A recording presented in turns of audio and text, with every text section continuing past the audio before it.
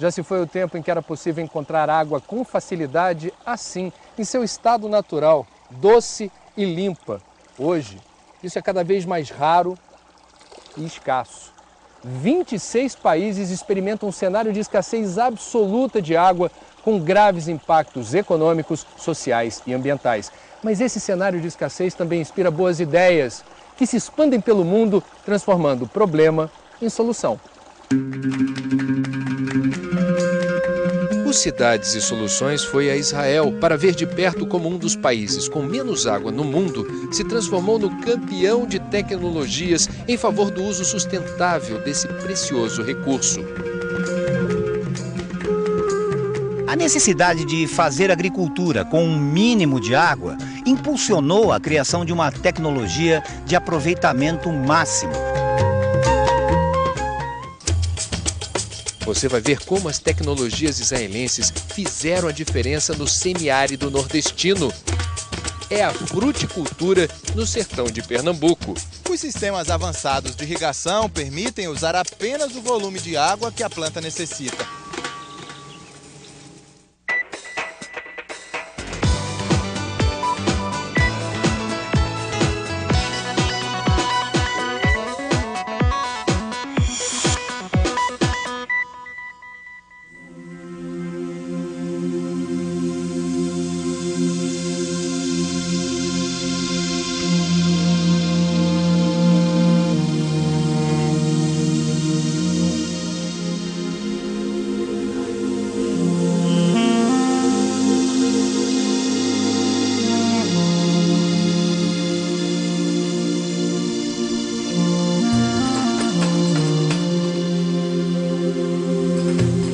Israel é um dos lugares mais áridos do mundo. Mais da metade do país é deserto. E em um deles, o Negev, a quantidade de chuva que cai por ano é de apenas 50 milímetros.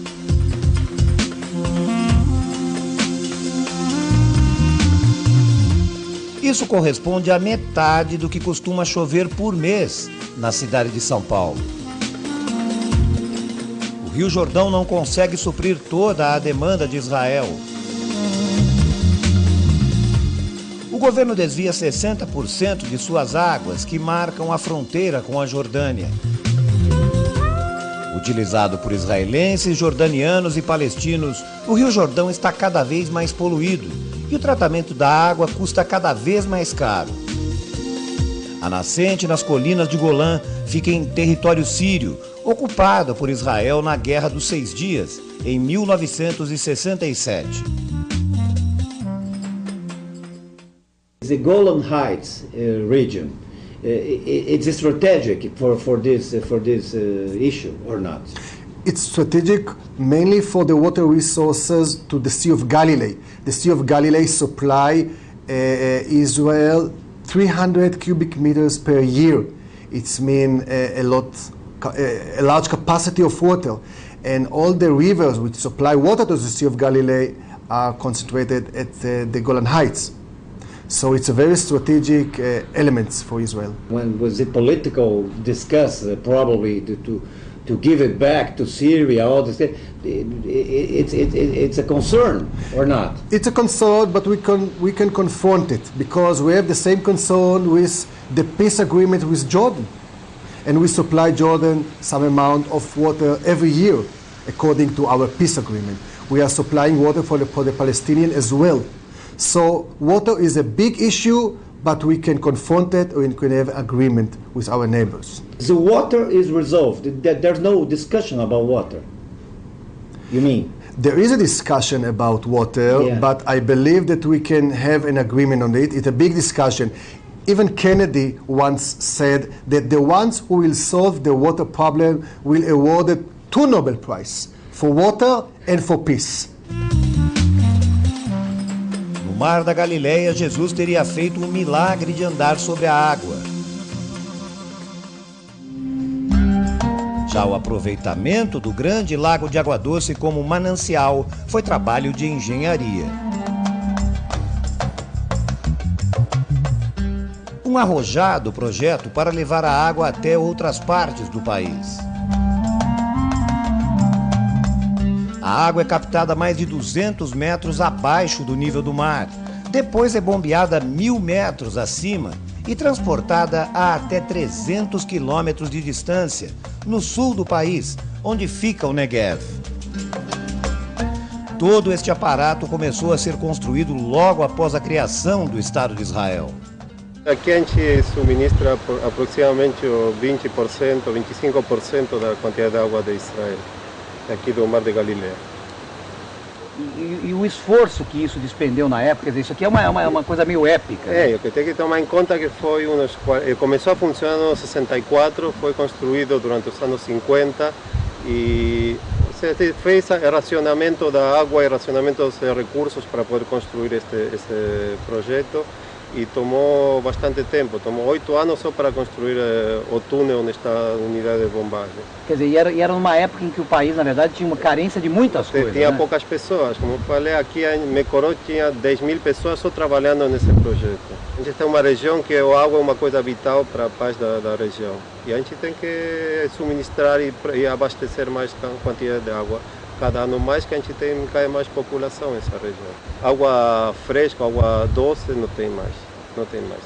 A gente passou que seria de coletar água, que seria o que Mekorot, a gente está falando que passou de coletar água a produzir água. A gente já não tem mais água que coletar, a gente tem que começar a produzir.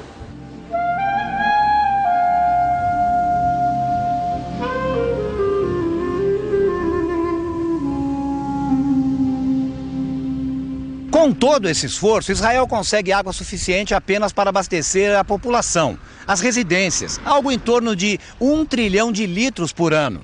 Mas precisa de outro tanto para mover a economia do país, a indústria, a agricultura. O segredo para isso é a maior taxa de reuso de água do mundo. Acima de 70%, muito à frente do país que aparece em segundo lugar, a Espanha, com 12% de reaproveitamento. We are reusing more than 75% of all the collected wastewater in Israel, and by this we can transfer fresh water instead of agriculture to the resident. Our main goal is to increase this percentage to 90% in 3 years. So most of the wastewater will be used for agriculture.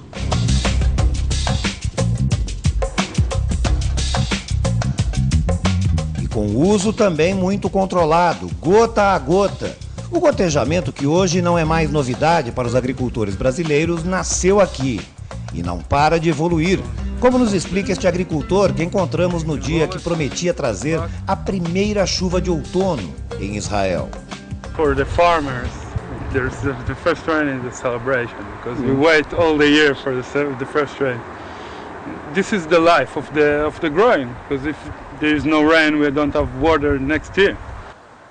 It used to be not pressure, so the first dripping take more water than the last one. Yeah. Now, how much more? Can you imagine? It's depend of the distance of the pipes, but it can be like in 15 and 10%. So the first banana get 15% more. Now all the pipes is the same water. The pipes that we can put underground, the special pipes, we finish the irrigation. The water don't go because the pipe start working from pressure. But it was a great idea. Right? Yeah, it was a great idea, and it's Israeli idea. Yeah, Israeli idea. Yeah. And we have 3, I think, or there used to be 4, but 3 companies that make it. Mm-hmm. So they have a competition, so they get better.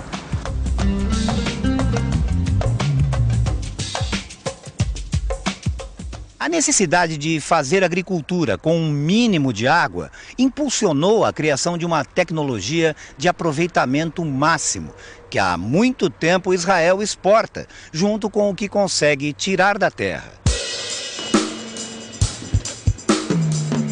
Nada fácil gravar imagens dentro desta fábrica de tubulações, uma das líderes do mercado no mundo, com muitas técnicas exclusivas que não podem ser mostradas. ela exporta para 80 países. 93% de tudo que produz são vendidos para o exterior. A agricultura dos pioneiros foi a origem de tudo. And this is how the companies or the agricultures in the past founded companies like Plason to make things that are very much... That they need to. That's right. Yeah. They saw the need in Israel that after that went out to the rest of the world. Today, what we are doing today is the result of a need that people saw in the field, Yes. made it, and now leading the world with this product. What about Brazil? Do we buy from you? Yes, yes. Also to Brazil.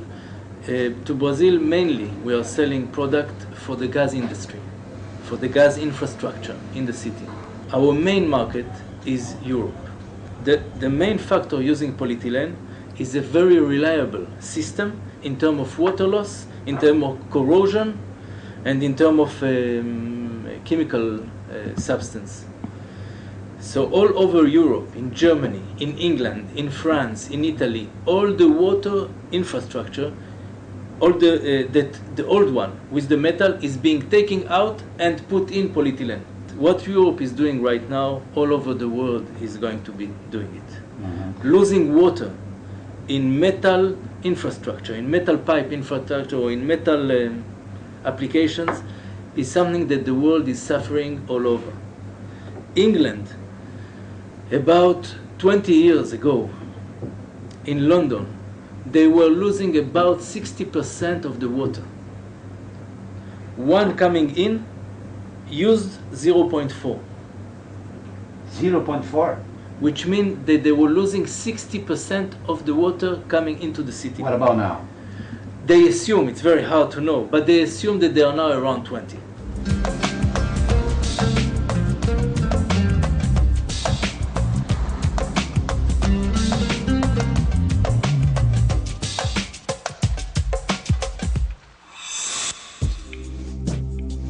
De Israel para o semiárido nordestino muda o continente, mas a escassez de água é a mesma. Em Pernambuco, o que deu certo em Israel inspirou alguns agricultores de Petrolina.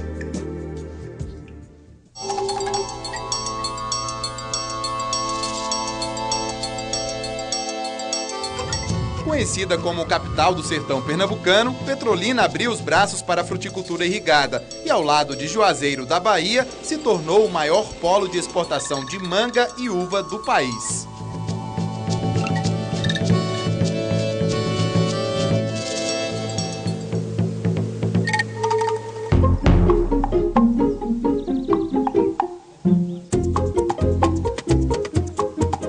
A tecnologia que transformou a realidade de Petrolina foi trazida de Israel. A tecnologia que existe hoje aqui no Vale de São Francisco, ela começou quando tinha um grupo de judeus brasileiros que foram morar lá em Israel, moraram em um kibbutz e naturalmente trabalharam em agricultura e começaram a ter conhecimento de irrigação localizada lá em Israel. E com o tempo, nos anos 75, 80, a maioria do grupo dos brasileiros voltaram aqui para o Brasil e começaram a fazer projetos aqui no Brasil.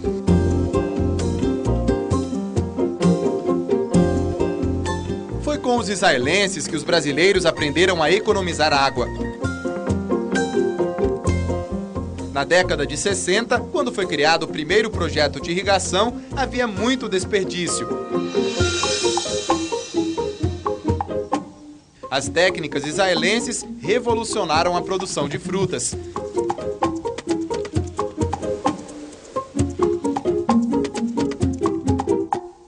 Os sistemas avançados de irrigação permitem usar apenas o volume de água que a planta necessita. É tão pequena a quantidade que, olhando assim de longe, nem dá para ver a água. A gente só tem certeza de que a videira está sendo irrigada quando se aproxima do microaspersor. A mudança possibilitou, além do aumento da qualidade do produto, também aumentou a produtividade. Em vez de passar uma semana Sem irrigar, você irriga praticamente todos os dias, ou dia sim, dia não. Na irrigação localizada, caso microaspersão e gotejamento, você pode controlar o volume de água a ser aplicado por planta. Então, na época do florescimento e frutificação, a planta precisa mais água, então você aplica um volume maior de água. Na época do amadurecimento, a planta precisa de menos água para o fruto ficar mais doce, então você diminui o volume de água aplicado por planta, então você tem frutos mais doces. A qualidade da fruta melhorou? Melhorou bastante porque você tem uma água adequada para a necessidade da cultura. Então, a gente tem hoje um ganho em termos de mão de obra, em termos de qualidade de irrigação, de qualidade de fruta, de vigor de planta. Então, isso é um ganho enorme.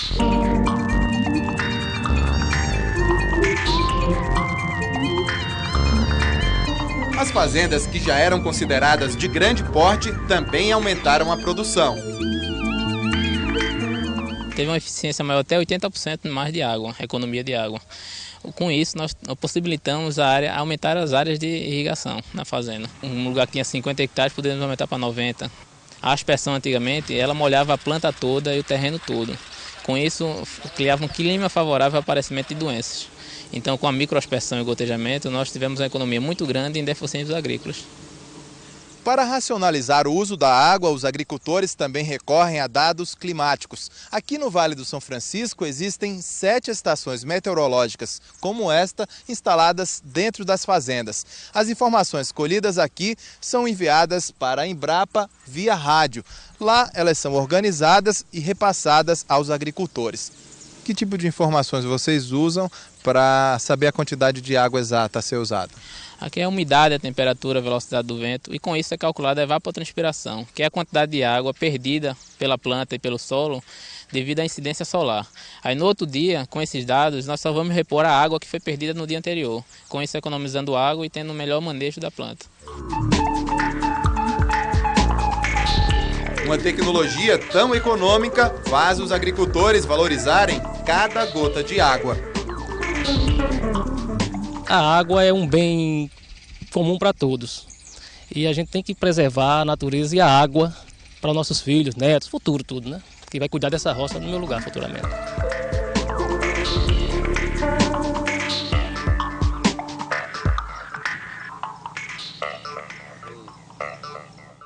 Você não pode perder no próximo programa da série especial sobre água aqui no Cidades e Soluções. Na falta de água doce, Israel aprendeu a transformar água salgada em solução. Dessalinização. Essa é uma palavra-chave em Israel, pensando no futuro da água para o país. O que deu certo em Israel também dá certo em Pernambuco. Em Petrolina, dessalinizadores tornam a água salobra própria para consumo humano. A água que sobra do processo de dessalinização tem alto teor de sal e prejudica o meio ambiente. Por isso ela é usada de maneira racional. Aqui, ela é aplicada na criação de peixes em tanques como este. Você vai conhecer também a tecnologia que transforma a água extremamente poluída em matéria-prima de excelente qualidade para a indústria. Esse é um dos rios mais poluídos do Brasil. Não há oxigênio nessa água. Esse é um rio morto. É justamente daqui, do Canal do Cunha, que sai toda a água usada em uma indústria no bairro de Benfica, na zona norte do Rio de Janeiro.